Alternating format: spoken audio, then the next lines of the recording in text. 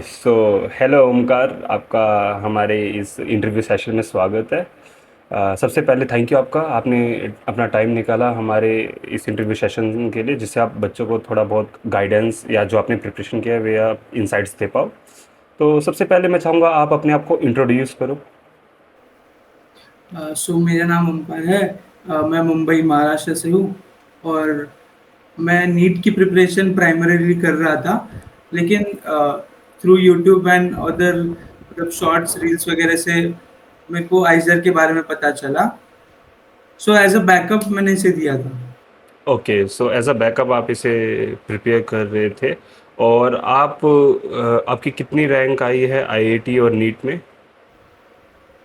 NEET में मेरे 490 के अराउंड मार्क्स है ओके। और 85,000 रैंक है। ओके, एंड आईआईटी में?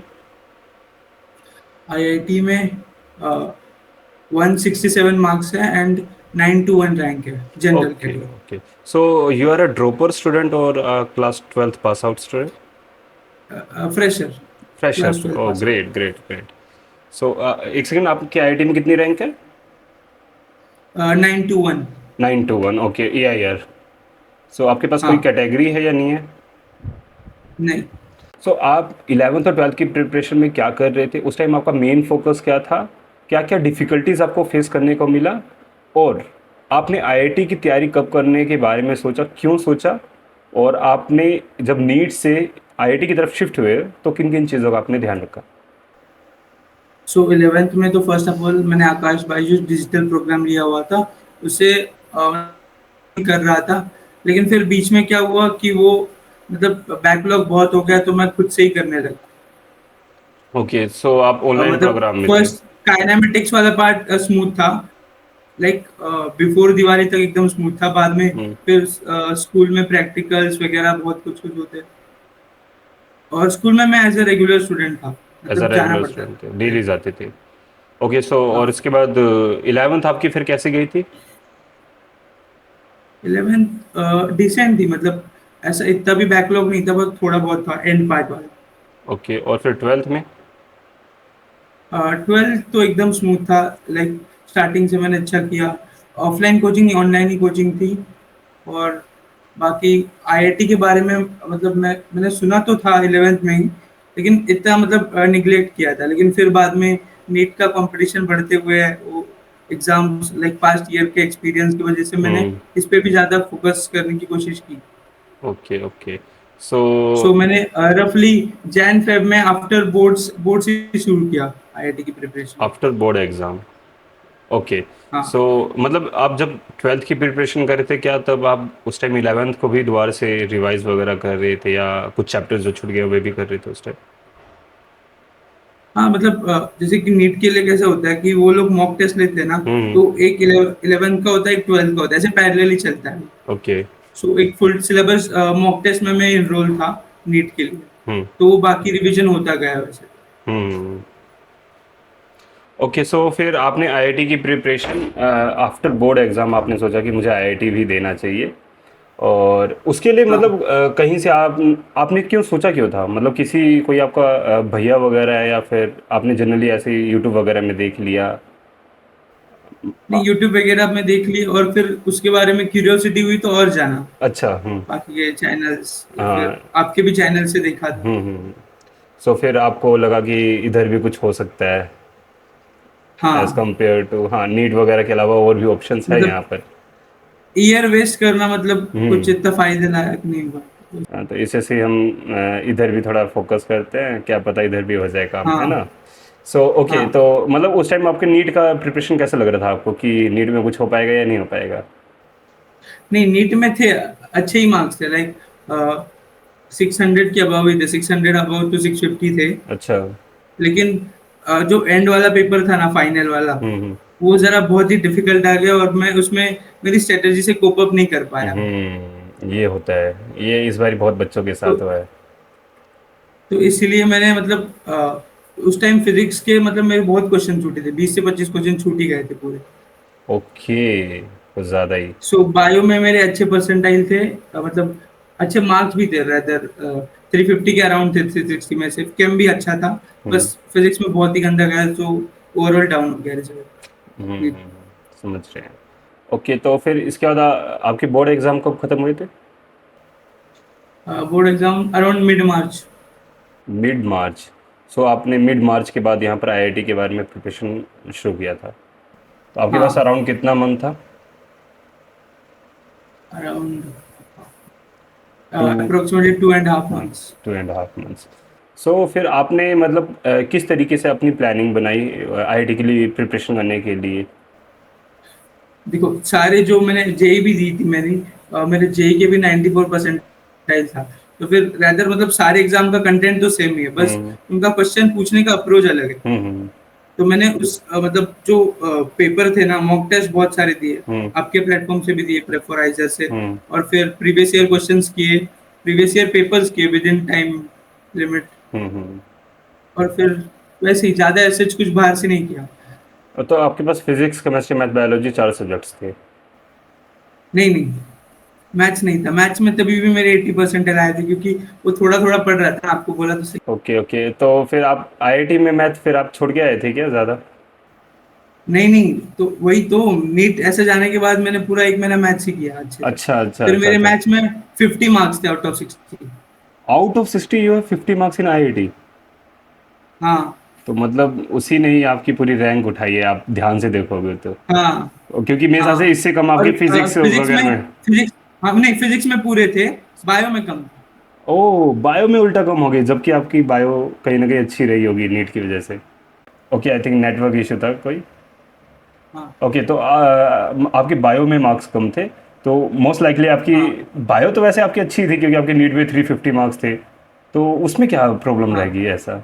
नहीं, तो वो क्या हुआ देखो, नीट के बाद मैंने बायो को एकदम निग्लेक्ट ही कर दिया कि ये तो ओके। आता है, जो नहीं आता वो करेंगे। तो फिर इसलिए बायो को भी अच्छे से, वरना हम्म। अराउंड 200 या फिर 100 के अंदर भी रैंक। फिर आपकी डबल डिजिट रैंक आने के चांसेस थे, क्योंकि अगर आपके 50 मार्क्स मैथ में आ गए हैं, फुल मार्क्स आपके फिजिक्स में आ गए हैं, तो ये दो मेरे हिसाब से डिफिकल्ट सब्जेक्ट है आईआईटी में, rather than chemistry and biology, हाँ वे सबसे इजी है।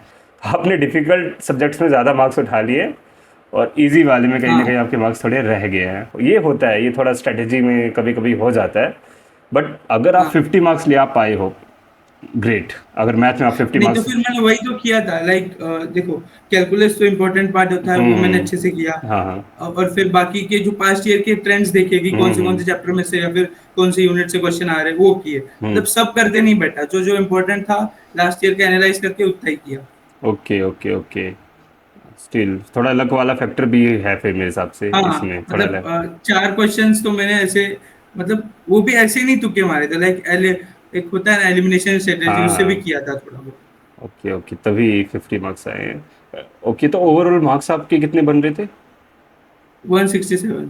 167। बायो में कितने मार्क्स थे? बायो में देखे नहीं, बहुत कम थे, अराउंड 30 में ही थे। और केमिस्ट्री? केमिस्ट्री में भी उतने ही थे शायद से। अच्छा, आपने इन हाँ दोनों को ही नेगलेक्ट कर दिया था क्या लास्ट में? हाँ, ओके। क्योंकि वो दोनों मेरे स्ट्रॉन्ग सब्जेक्ट है, नीट में तो मेरा उसका बहुत अच्छा मार्क्स बना ओके था। ओके ओके, समझ गए समझ गए। तो ये हो जाती है गलतियाँ, थोड़ा ओवर कॉन्फिडेंट हो जाते हैं हम कभी कभी कुछ कुछ सब्जेक्ट हाँ में। हाँ वही आपने थोड़ी गलती कर दी, अगर आप उन्हें भी थोड़ा और बैलेंस करते, मे बी इधर 50 की जगह 45-40 आते हैं और उधर 30 की जगह 45-50 के आसपास आते हैं बायो और केमिस्ट्री में, तो हाँ। इधर डबल डिजिट आपकी रैंक ही दिख सकती थी। अराउंड 200 के अंदर तो आ ही जाती, ऑलरेडी आपकी बहुत अच्छी रैंक है। तो अभी आप क्या प्लानिंग कर रहे हो करंटली? अभी तो देखो, मतलब घर वालों का है कि नीट ही करो, लेकिन मैंने उनको समझा दिया है कि मेरे को मतलब उस लूप होल में नहीं फंसना, कि बार बार ड्रॉप लूप ड्रॉप। तो हम्म। उससे अच्छा तो बेटर है कि ये भी अच्छा ही फील्ड है, लाइक मतलब हम्म। वैसे भी उधर उतना पढ़ना ही है, लेकिन उधर सैचुरेशन बहुत है at a point, hmm. MBBS के बाद, हम्म। पीजी लेवल पे। बिल्कुल बिल्कुल, बड़ी दिक्कत है उधर ये तो। सो हम डिस्कस कर रहे थे कि करंटली आप क्या करने के बारे में सोच रहे हो? हाँ, सो करेंटली मैं रिसर्च की तरफ ही ज़्यादा, मतलब ये है, क्योंकि फिर से ड्रॉप मेरे को लेने की मतलब ये नहीं है, हम्म लाइक फिर से वो 2 साल का फेज रिपीट, हम्म। और वो सब स्टडीज एंड ऑल, अभी आगे बढ़ना चाहता हूँ। तो पेरेंट्स आपके जो यहाँ पर कहीं ना कहीं बोल रहे हैं कि नीट ही बेटर है, तो उन्हें आप किस तरीके से समझा पा रहे हो, और आप अपने आप को किस तरीके से समझा पा रहे हो कि नहीं, ये ऑप्शंस भी कहीं से भी कम नहीं है, इधर भी अपॉर्चुनिटीज़ अच्छी हैं। देखो मेरे को नीट में कैसा है कि मतलब कुछ भी कॉलेज नहीं मिल रहा, लाइक सेमीज एंड प्राइवेट मिल रहे हैं। हम्म। और मेरा ऐसा है कि ड्रॉप नहीं लेना है, तो कौन से भी हम्म। सेमी या फिर प्राइवेट कॉलेज से कभी भी नेशनल लेवल का कॉलेज बेटर है, बिल्कुल बिल्कुल। जिसकी रैंकिंग भी अच्छी है हम्म। एंड ऑल, एनवायरनमेंट भी अच्छा मिलेगा, फिर हम्म। स्टूडेंट भी अच्छे मिलेंगे। बिल्कुल बिल्कुल। और इधर ऐसा भी है कि आपको नीट में भी एमबीबीएस साइड भी जाओगे, मेडिकल साइड भी, तो you have to go for higher education. उधर भी 5-6 साल की हम्म, एमबीबीएस होती है।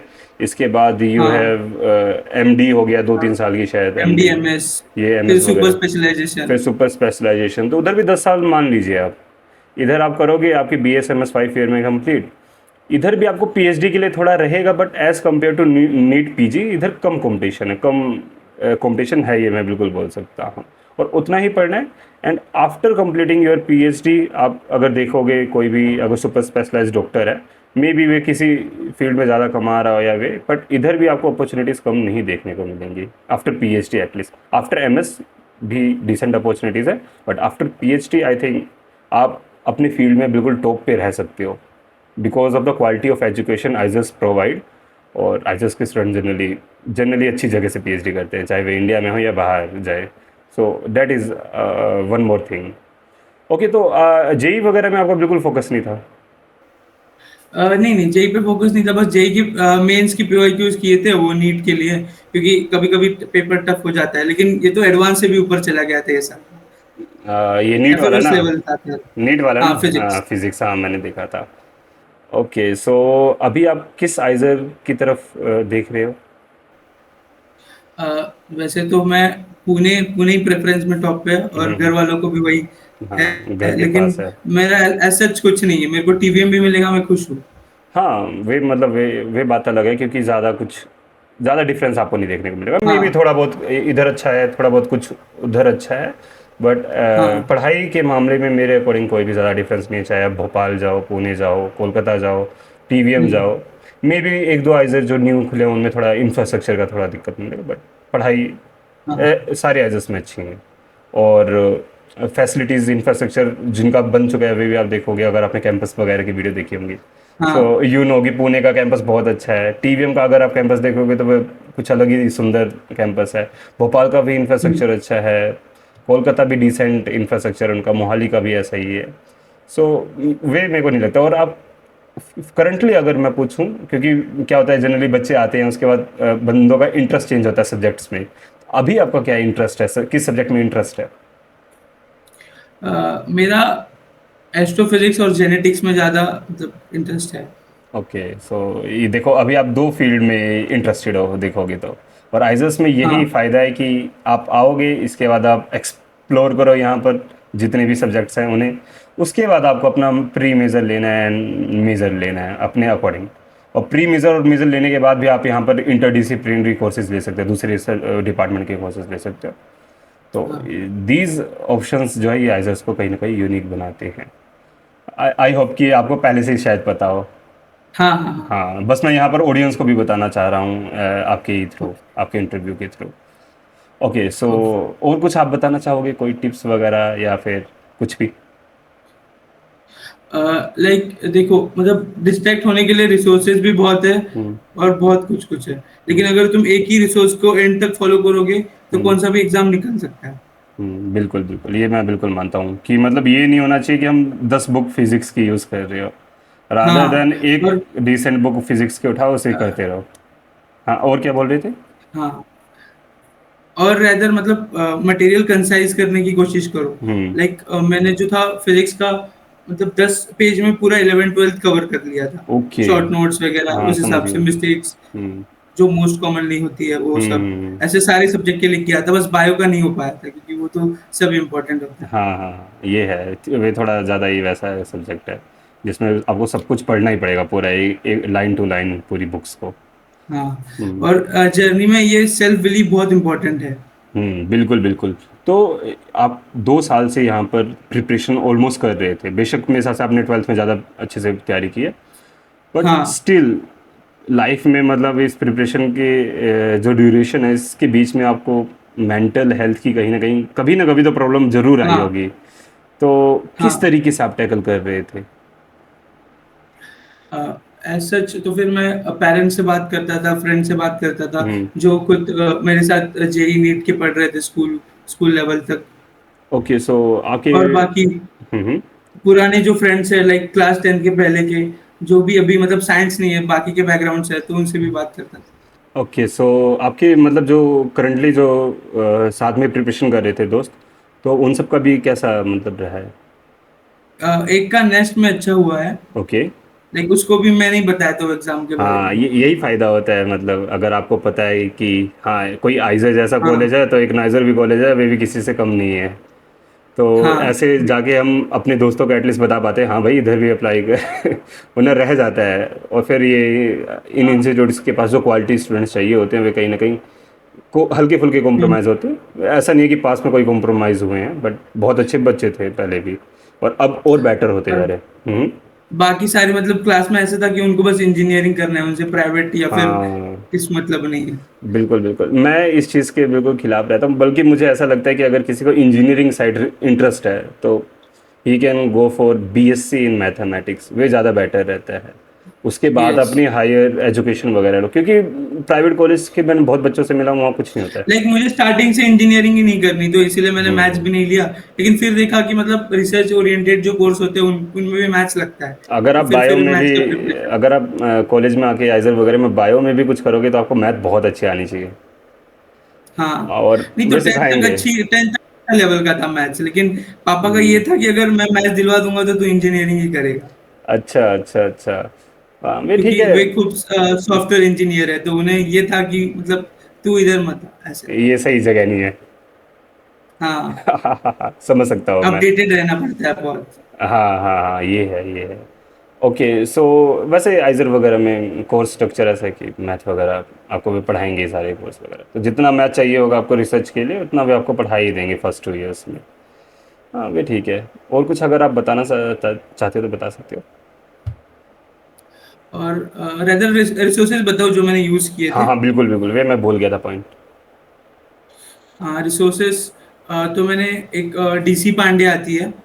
नीट की या फिर जो 5 मॉड्यूल्स आती हैं? नीट की ओके मतलब ओके। दोनों भी करोगे तो सही है, क्योंकि नीट का भी इतना इतना बड़ा बड़ा बंच है, तो अच्छा फिर अच्छा, हाँ। वैसे भी वो हो ही जाता है। हम्म। और 11th में बोला था, डिस्ट्रैक्टेड था बहुत, तो एचसी वर्मा भी की थी थोड़ी बहुत, लेकिन वो मैं रिकमेंड नहीं करूंगा बिल्कुल भी, ऐसा क्यों? क्योंकि वो बहुत हाई लेवल की है। ओ अच्छा, मतलब एक्चुअली। कंसेप्चुअल, नहीं नहीं, कंसेप्चुअल अंडरस्टैंडिंग के लिए अच्छी है, लेकिन अपने पास टाइम नहीं है ना उतना, चारों हाँ, सब्जेक्ट मैनेज करने हैं। मतलब अगर लास्ट 3-4 मंथ में अगर आप प्रिपरेशन कर रहे हो तो मैं भी ज़्यादा रिकमेंड नहीं करूँगा, स्पेशली लास्ट के 2-3 महीने हाँ। में। बट मैंने अपने टाइम में एस सी वर्मा की और मैं उस बुक से बहुत ज़्यादा प्यार फिर करता हूँ। और इरोडो वगैरह भी की थी मैंने 11th के नहीं स्टार्टिंग में, नहीं, इरोडो इरोडो। वे नहीं। हाँ। वे सिर्फ जे तो एडवांस के इसीलिए लिए। मैं आपको बोला ना कि लाइक 11th में स्टार्टिंग में अच्छा था, लेकिन फिर दोस्त के सुन के हम लोग ज्यादातर डिस्ट्रैक्ट हो जाते हैं कि हम्म। वो ये कर रहा है तो हम भी ये करेंगे। लेकिन वैसा नहीं है, सबकी अलग अलग जर्नी है। बिल्कुल बिल्कुल। ओके, वैसे मैं एस सी वर्मा वाला पॉइंट बता देता हूँ। अगर कोई इनिशियली से स्टार्ट कर रहा है तो एस सी वर्मा बहुत अच्छी बुक है। भाई ने मेरे हिसाब अच्छा। से बुक नहीं पूरी, नहीं, आपने कितने चैप्टर्स किए थे एस सी वर्मा के? काइनेमेटिक्स ही किया था बस, फिर वो क्या होने लगा कि बहुत पीछे रहने लगा ना मैं, हम्म। लाइक स्कूल भी जाता था, वे क्या फिर है कि ये भी टाइम था। कंज्यूमिंग बुक है, वे टाइम लेती है आपका। हाँ और शुरू में जब आप पहले 2-3 चैप्टर करोगे ना तो आपको ऐसा टाइम लेगी, कुछ कुछ क्वेश्चंस ऐसे होंगे तो 3-4 घंटे आप बैठे रहोगे तब जाके सोल्व होएगा, इतना दिमाग वे घुमाती हाँ। है। तो नहीं वो कर सकते हैं, लेकिन अभी मतलब ऐसा होता है ना कि मैं रेगुलर स्कूल जाता हूँ तो उतना टाइम नहीं मिलता। ये फिर वाला है बाद में फैक्टर। क्लासेस वगैरह होते हैं, फिर मॉड्यूल्स वगैरह होते हैं, डीसी पांडे का आपने जैसे बोला। हम्म। नहीं, वे फैक्टर हैं, but I will still say कि एस सी वर्मा बहुत अच्छी बुक है, क्योंकि मैंने बहुत यूज़ किया है। और मैंने यूज़ की थी, मेरे दोस्त ने यूज़ की थी, दोनों ने सारे एग्जाम जितने दिए थे सब क्वालिफाई किए थे अच्छे अच्छे रैंक से। और भी मेरे दोस्तों ने दी थी, उन्होंने भी क्वालिफाई किए थे। बट मॉड्यूल्स अच्छे होते हैं, जो भी कोचिंग इंस्टीट्यूट्स के मॉड्यूल होंगे या फिर कुछ भी होगा। मे बी आपको आईआईटी के भी मॉड्यूल्स फ्यूचर में हमारी तरफ से मिल जाएंगे, तो वे भी हाँ हाँ। बहुत मतलब वे भी अच्छे रहेंगे, आप किसी के भी यूज़ करोगे। अगर आप जेई या नीट के भी मॉड्यूल्स यूज़ कर रहे हो सो मुझे नहीं लगता कि आईआईटी में आपको ज़्यादा कोई दिक्कत आएगी। हाँ, बस पीवाईक्यूज देखने का हाँ। एक बार ट्रेंड समझ आ गया ना कि ये टॉपिक से ज्यादा क्वेश्चन पूछते हम्म। हैं, सो हो जाता है हाँ, इसलिए। क्योंकि इधर 15 क्वेश्चन आते ही हैं और उधर चैप्टर 30 उट्टी है, तो हाँ, आइडिया और मिल टाइम जाता भी है। बहुत होता है, लाइक हाँ, फिजिक्स में बस 15 क्वेश्चन के लिए कितना टाइम होगा, वही लेकिन वही देख रहा नीट ना। में इतने क्वेश्चंस करने होते हैं और टाइम भी बहुत कम होता है। हाँ, टाइम वाली मेन बात है इधर। आईआईटी में आपको क्या है कि हाँ आराम से टाइम लो, और ये मैंने बहुत पहले से हाँ कहता हुआ हूँ, आईआईटी में आपको टाइम की कभी कमी नहीं मिलेगी। 60 ओवरऑल क्वेश्चन है, 3 मिनट पर क्वेश्चन आपके पास टाइम है। किसी और एग्जाम में इतना टाइम है हाँ, ही नहीं। और ऐसा होता है कि उसमें वही बायो और केमिस्ट्री भी है, बायो और केमिस्ट्री कम टाइम लेती है, बहुत कम टाइम लेती है। वही मेरा भी कम ही टाइम गया था, लेकिन सिली मिस्टेक बहुत हुए थे। हाँ, वे मैं समझ प्रैक्टिस की सकता कमी हूँ, थी प्रैक्टिस लास्ट आपने के लास्ट बाद में में। नहीं किया ना। बट वैसे हाँ बायो और मैथ अगर आप देखोगे तो मेरे हिसाब से अराउंड 60 70 80 मिनट में हो जाएगा कंप्लीट दोनों। हेलो। ओके ओमकार, लो। I think now you are clear. Still you are facing, I हाँ, थिंक कोई नहीं, अब दुआ से हम केमिस्ट्री पे ही बात करते हैं। सो केमिस्ट्री में आप कौन कौन सी बुक यूज़ कर रहे थे, और एनसीईआरटी का कितना रोल रहा था? सो एनसीईआरटी का लाइक डिसेंट रोल रहा था, मैं ऐसा नहीं करूँ निगलेक्ट करूंगा, हम्म। क्योंकि देखो मैंने बाकी के रिसर्चेस पहले किए थे, तो मेरे को उसका मतलब क्वेश्चंस हम्म। देखे देखे लग रहे थे। ओके ओके, मैं समझ रहा हूँ, क्योंकि आपने पहले ही बहुत सारे मटेरियल से प्रैक्टिस वगैरह कर ली होगी। हाँ सो आपको एनसीईआरटी इतना ज़्यादा बेनिफिशियल शायद उस टाइम ना लगे हो। हाँ बट यू हैव आइडिया कि आईआईटी के क्वेश्चंस का क्या डिफिकल्टी लेवल होता है एनसीईआरटी वगैरह का? हाँ। क्योंकि हमने ऐसा हमेशा रिकमेंड किया है कि at least for inorganic you should prefer NCERT. नहीं, एनसीईआरटी तो एक बार गो थ्रू कर लेनी चाहिए। लाइक मैंने बोर्ड्स के लिए किया था, तो ऐसे ऐसा स्पेशल टाइम निकाल के करने की जरूरत नहीं पड़ी। हाँ, वे समझ सकते हैं, उतना कर लोगे तो आपका फिर भी आईआईटी में एटलीस्ट डिसेंट हाँ मार्क्स आप ले आ सकते हो केमिस्ट्री में, ये मैं कह सकता हूँ। वही, और ओके। अच्छे रैंक के लिए हम्म। बाकी एररलेस वगैरह, जेआरबी, तो हम्म। जेआरबी आपको बताएंगे। हाँ, बट वे टाइम भी लेते हैं अच्छा खासा। हाँ हाँ, वे आपको देना पड़ेगा अगर अच्छी रैंक चाहिए। ओके, इसके हाँ। बाद मैथ के लिए आप क्या यूज़ किए थे? मैथ्स के लिए एज सच कुछ नहीं, वन शॉट्स किए थे, ओके। और अपना प्रीवियस ईयर क्वेश्चंस किए थे मेंस के एंड अपने आईआईटी के। ओह रियली, इतने कम में आप 60 में से 50 मार्क्स ले आए हो? हाँ, लाइक टाइम ही नहीं था ना, इतने करना भी था बहुत सारा, हम्म। और नेस्ट के भी किए थे। हाँ, नेस्ट वगैरह के ओके पीवाईक्यू ओके भी। ओके ओके, नेक्स्ट के क्वेश्चन शायद थोड़े और बेटर होते हैं आईआईटी से। हाँ okay okay okay. And biology के लिए आपने एनसीईआरटी यूज़ की है पूरी? हाँ, एनसीईआरटी बस, बाकी कुछ नहीं। और और जो कोचिंग के जो नोट्स बनाते हैं उसमें ही कंसाइज करके उसका hmm. Revision. Okay okay okay. So I think या दैट्स इट। तो और कुछ आप बताना चाहते हो, बता सकते और बाकी तो टिप्स तो दे दी है हो। बस। हाँ। थोड़ा अच्छे से, और कंसिस्टेंसी बहुत मैटर करती है पूरे हम्म। 2 साल की। ओके, आई थिंक किधर से कट हुआ। नेटवर्क इश्यूज काफ़ी ज़्यादा है। तो आप कंसिस्टेंसी के बारे में बात कर रहे थे। हाँ, तो मतलब 2 साल की जर्नी में ऐसा नहीं कि एक ही दिन में ही पूरा पहाड़ चढ़ना है, थोड़ा थोड़ा थोड़ा करके हम्म। करते रहना है। बस चढ़ते मतलब रहना है एटलीस्ट डेली। अगर, हाँ, शाम तक कुछ नहीं हुआ तो रात को एक आध घंटे बैठने की कोशिश हम्म। करो। ये बहुत ज़रूरी है, वरना बंदे क्या होते हैं कि हफ्तों बैठ गए हैं, फिर मोटिवेशन आई, हाँ फिर शुरू हो गए एक दिन हाँ। में पूरा 10 घंटा बैठ गए। वे इतना बेनिफिशियल नहीं है शायद। तो इंट्रिंसिक मोटिवेशन ज्यादा जरूरी है बाहर की मोटिवेशन से। बिल्कुल बिल्कुल बिल्कुल। Okay, I think we should now end up this meeting. Okay, yes. So thank you Omkar again, आपने अपना टाइम दिया। एंड करते हैं। Bye bye. हाँ, थैंक यू भैया। Welcome, bye. बाय।